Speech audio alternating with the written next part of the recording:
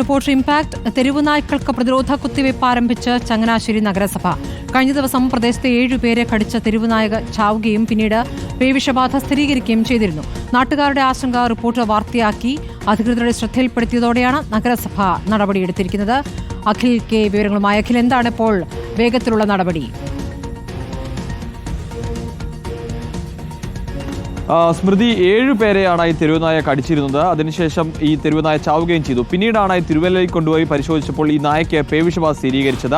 ഇതോടുകൂടി തന്നെ നാട്ടുകാർ വലിയ ആശങ്ക പ്രകടിപ്പിച്ചു. കാരണം ഈ ആളുകളെയൊക്കെ കടിച്ചതിനൊപ്പം തന്നെ ആ പ്രദേശത്തുള്ള നിരവധി നായ്ക്കളുണ്ട്. അതായത് 40ഓളം നായ്ക്കൾ ഈ ഒരു പരിസര പ്രദേശങ്ങളായി ഉണ്ട് എന്ന കാര്യമാണ് നാട്ടുകാരൊക്കെ പറഞ്ഞിരുന്നു. അപ്പോൾ ആ നായ്ക്കളിൽ ഏതിനേലും കടിച്ചിട്ടുണ്ടോ എന്ന വലിയ ആശങ്ക ജനങ്ങൾ പ്രകടിപ്പിച്ചിരുന്നു.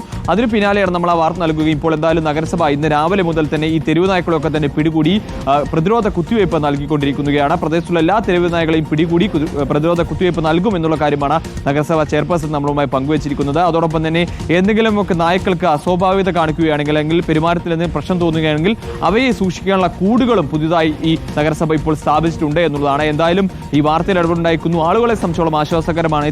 നായ്ക്കൾക്കൊക്കെ തന്നെ പ്രതിരോധ വാക്സിൻ നൽകുക എന്നുള്ളത് ആശ്വാസകരമാണ്. അതോടൊപ്പം തന്നെ ഈ ആളുകൾ, അതായത് 7ഓളം പേരെയാണ് തെരുവുനായ കടിച്ചിരുന്നത്. 3 വിദ്യാർത്ഥികളും ഉണ്ടായിരുന്നു. ഇവരൊക്കെ തന്നെ പ്രതിരോധ കുത്തിവയ്പ്പുകളൊക്കെ തന്നെ എടുത്തിട്ടുള്ളതാണ്.